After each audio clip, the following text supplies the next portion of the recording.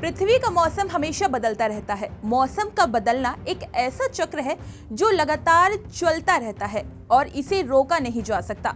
लेकिन इतिहास गवाह है, जब भी किसी प्राचीन सभ्यता ने अपनी सीमा लांघ दी या प्राकृतिक संसाधनों का ज्यादा दोहन किया, तो जलवायु परिवर्तन का असर उन पर बहुत बुरा पड़ा है। पिछले 6,50,000 सालों से ही धरती पर 7 बार हिमयुग आए और गए। इसकी वजह से ग्लेशियर यानी बर्फ की बड़ी चादरें फैलती और सिमटती रही। आखिरी बड़ा हिमयुग करीब 11,000 साल पहले खत्म हुआ था और उसके बाद से धरती का मौसम काफी हद तक स्थिर रहा। बीच में 1200 से 1850 ईस्वी के दौरान जरूर थोड़ा ठंडा दौर आया था, जिसे छोटा हिमयुग कहा जाता था। लेकिन जलवायु परिवर्तन सिर्फ बर्फ की चादरों के फैलने और सिमटने तक सीमित नहीं है। कई बड़ी सभ्यताएं भी अपने इलाके से मौसम में बदलाव की वजह से तबाह हो चुकी हैं। अब बात करें सिंधु घाटी सभ्यता की, तो सिंधु घाटी सभ्यता लगभग 3000 ईसा पूर्व आज के पाकिस्तान में सिंधु घाटी सभ्यता का विकास हुआ था। इससे हड़प्पा सभ्यता के नाम से भी जाना जाता है। ये समाज अपने शानदार शहरों और पानी के भंडारण के तरीकों के लिए मशहूर था। सिंधु घाटी की सभ्यता घनी आबादी वाले शहरों में रहती थी। उनका जीवन व्यापार और खेती उन पर निर्भर करता था। लेकिन करीब 1000 साल बाद जलवायु परिवर्तन ने इन लोगों के लिए खतरा पैदा कर दिया। शोधकर्ताओं का मानना है कि सूखे और शायद इस सभ्यता को खत्म करने में अहम भूमिका निभाई। अनुमान लगाया जाता है कि 2000 ईसा पूर्व के आसपास मॉनसून की बारिश में काफी कमी आई थी, जिसके बाद वहां की आबादी में भी तेजी से गिरावट होने लगी। उसी समय एशिया की दूसरी सभ्यताओं ने भी जलवायु से जुड़ी परेशानियों का सामना किया और उनका जीवन भी प्रभावित हुआ। करीब 200 साल तक मुश्किलों से जूझने के बाद सिंधु घाटी के ज्यादातर बाकी बचे लोग शायद पूर्व की ओर पलायन कर गए। अब बात करें पुएब्लो सभ्यता की, तो जलवायु परिवर्तन की वजह से तबाह होने वाली सिंधु घाटी की सभ्यता इतिहास में अकेली नहीं है। पुएब्लो सभ्यता जलवायु परिवर्तन से तबाह हुई सबसे प्रसिद्ध सभ्यताओं में से एक है। ये लोग लगभग 300 ईसा पूर्व से लेकर कोलोराडो पठार क्षेत्र में रहते थे। ज्यादातर जनजातियां चाको कैनियन, मेसावार्डे और रियो ग्रांडे के आसपास बसती थीं। वो खेतीबाड़ी करके अपना जीवन यापन करते थे और खास तौर पर मक्के की फसल पर निर्भर रहते थे। समय के साथ इस सभ्यता को उन्हीं की बनाई हुई एक चुनौती का सामना करना पड़ा। पुएब्लो के लोगों ने फसल उगाने के लिए जंगलों को काट दिया। इस वजह से खेती के लिए जमीन अनुकूल रह गई और उपजाऊ कम हो गई। इसी दौरान मौसम भी बदल गया। बुआई का समय कम होता गया और बारिश भी कम होने लगी, जिससे फसलें कम होने लगी। 1225 ईस्वी के आसपास पुएब्लो की बस्तियां खत्म होने लगी।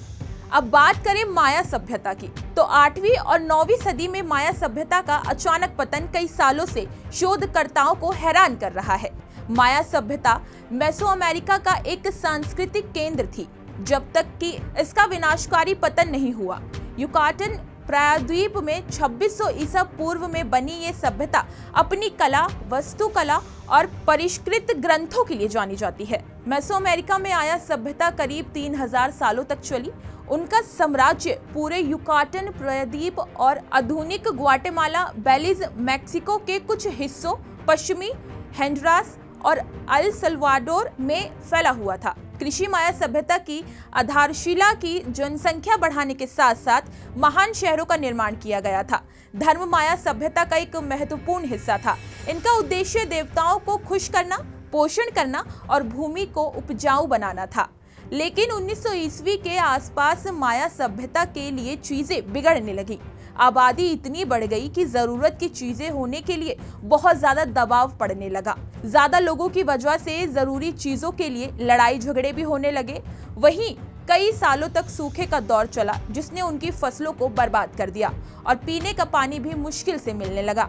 ये एक तरह से उनकी मौत की शुरुआत थी। अब बात करते हैं अक्काद साम्राज्य की। 4000 से भी ज्यादा साल पहले मेसोपोटामिया, आज का इराक, उत्तर पूर्वी सीरिया और दक्षिण पूर्वी तुर्की में अक्काद साम्राज्य का बोलबाला था। मगर 300 साल तक लगातार चलने वाले भयंकर सूखे के उनकी सारी योजनाओं पर पानी फेर दिया। ईसा पूर्व 2200 के आसपास पूरे मध्य पूर्व के मौसम लगातार बदल रहे थे, जिससे लोगों का जीवन अस्त व्यस्त कर दिया। जब सूखे का असर दिखना शुरू हुआ तो लोग सूखाग्रस्त इलाकों को छोड़कर उन इलाकों में जाने लगे जहां ज्यादा पानी और खेती के लिए उपजाऊ जमीन थी। लेकिन इतनी बड़ी संख्या में लोगों को एक जगह से दूसरी जगह जाने से बाकी बचे संसाधनों पर बोझ बढ़ गया। इससे और भी मुश्किलें खड़ी हो गई और धीरे धीरे साम्राज्य भी खत्म हो गया। अब बात करें खमेर साम्राज्य की। इतिहास में खोई हुई एक और सभ्यता है। एक ऑर्गेनाइजेशन के अनुसार दक्षिण पूर्व एशिया का खमेर साम्राज्य अपनी शानदार अंगरकोर वाट मंदिर के लिए आज भी याद किया जाता है। ये साम्राज्य भी सूखे और कभी भी होने वाली तेज बारिश की वजह से जलवायु परिवर्तन का शिकार हुआ था। यहाँ तक कि माना जाता है कि उत्तरी अटलांटिक में ग्रीनलैंड की वाइकिंग बसने वाले भी जलवायु परिवर्तन से प्रभावित हुए थे। करीब 500 साल तक 5000 वाइकिंग्स इस द्वीप को अपना घर बनाकर रहे। लेकिन हो सकता है कि जलवायु परिवर्तन में उनकी जिंदगी मुश्किल और ज्यादा कर दी। वहाँ का तापमान काफी गिर गया, जिस कारण उनकी खेती में पैदावार बहुत कम हो गई और मवेशी पालना भी मुश्किल हो गया। उन्होंने अपने खाने की आदतों को बदला और ज्यादा से ज्यादा खाना समुद्र से मछली पकड़कर लाने लगे। लेकिन ग्रीनलैंड पर रहना इतना मुश्किल हो गया कि आखिरकार वहां की बस्ती को ही छोड़ना पड़ गया। अब बात करें चोल साम्राज्य और गुप्त साम्राज्य के पतन की, तो पर्यावरण के कारण दक्षिण भारत के चोल साम्राज्य के पतन में भी अहम भूमिका निभाई। इतिहासकार तिरुमलाई ने land grants and agrarian reaction in Chola and Pandya times किताब में लिखा है कि 12वीं शताब्दी के बाद से कावेरी और चैयार नदी के बार बार बाढ़ आती रही। ये बाढ़ें बहुत भयानक थी, लेकिन जमींदारों ने संकट को बहुत बुरी तरह से संभाला। उन्होंने किसानों पर कर देना अनिवार्य कर दिया। कुछ लोगों ने इस संकट का फायदा उठाया और जमीनें खरीद ली। इससे कुछ लोग अमीर बन गए, लेकिन कुछ लोग कंगाल भी हो गए। 12वीं सदी के अंत और 13वीं सदी की शुरुआत तक शिलालेखों से पता चलता है कि लोग खुद को गुलामी से बेचने लगे थे। मानवीय कार्यों के प्राकृतिक संकट को और भी बदतर बना दिया। ऐसा और भी उदाहरण है the fate of Rome, climate disease and the end of an empire में इतिहासकार काइल हर्पर ने बर्फ के नमूनों और पेड़ों के छल्लों का अध्ययन किया। पता चला कि 536 ईस्वी में ज्वालामुखी विस्फोटों के कारण वैश्विक स्तर पर भयानक ठंड पड़ी थी। दुनिया भर में दस्तावेजों में आसमान का काला पड़ना, लंबी सर्दियां और फसलों की बर्बादी का वर्णन मिलता है। लगभग उसी समय भारत के मध्य एशिया से हुणों में गंगा के मैदानों पर हमला किया, जिससे गुप्त साम्राज्य का पतन हुआ। अब बात करें रोमन साम्राज्य की, तो शोधकर्ताओं का मानना है कि रोमन साम्राज्य के पतन से पहले वहां फैली सबसे खतरनाक बीमारियों का जलवायु परिवर्तन से नाता रहा होगा। जलवायु में बदलावों ने शायद रोमन समाज में ऐसी बीमारियां पैदा की जिसके चलते वहां भयंकर तबाही मच गई। 6ठी शताब्दी ईस्वी में फैली प्लेग नाम की बीमारी के बारे में बिजंटीन इतिहासकार प्रोकोस्पियस ने लिखा था कि ये एक ऐसी महामारी है जिससे पूरी मानव जाति लगभग खत्म होने के कागार पर पहुंच गई थी। रोमन साम्राज्य की आधी आबादी और भूमध्य सागर के आसपास के लाखों लोगों की मौत इस महामारी से हुई हो सकती है, जिसे अब बुबोनिक प्लेग का प्रकोप माना जाता है। ये बीमारी आमतौर पर बुखार के साथ शुरू होती है, उसके बाद कमर और बगल में सूजन, फिर कोमा या प्रलाप और अंत में मौत हो जाती है। साइंस एडवाइसेज के एक अध्ययन में रोमन साम्राज्य में फैली महामारियों को जलवायु परिवर्तन से जोड़ा है। ये माना जाता है कि जलवायु में परिवर्तन ने रोमन समाज में तनाव पैदा किया, जिसके परिणाम स्वरूप ऐसी महामारियां हुई। अब बात करें रपा नुई सभ्यता की, तो रपा नुई सभ्यता यानी ईस्टर आइलैंड की सभ्यता आज की चिली में स्थित एक द्वीप पर थी। 400 से 700 ईस्वी के बीच शुरू हुई ये सदियों तक एक संपन्न कृषि समाज के रूप में जानी जाती थी, लेकिन 1700 के दशक से शुरू होकर यूरोपीय लोगों ने इस इलाके में आकर कब्जा करना शुरू कर दिया। उन्होंने वहां के मूल निवासियों को भयानक कत्लेआम किया और साथ ही बहुत से लोगों को वहां बसने के लिए ले आए। बहुत से शोधकर्ताओं का मानना है कि जलवायु परिवर्तन और आबादी के अत्यधिक बढ़ने से रपा नुई का पतन हुआ। 1300 ईस्वी के आसपास छोटा हिमयुग शुरू हुआ, जिसकी वजह से लंबे समय तक सूखा पड़ा। जमीन की वो मिट्टी जो कभी बहुत उपजाऊ थी, उसका बहुत ज्यादा इस्तेमाल होने के कारण कम उपजाऊ होती जा रही थी। खाने के पैदावार कम हो रही थी, वहीं दूसरी तरफ खाने की जरूरत बढ़ती जा रही थी। नतीजा ये हुआ कि इस सभ्यता को लंबे समय तक खाने की कमी का सामना करना पड़ा और 1800 में आने से पहले ही ये खत्म हो गई थी।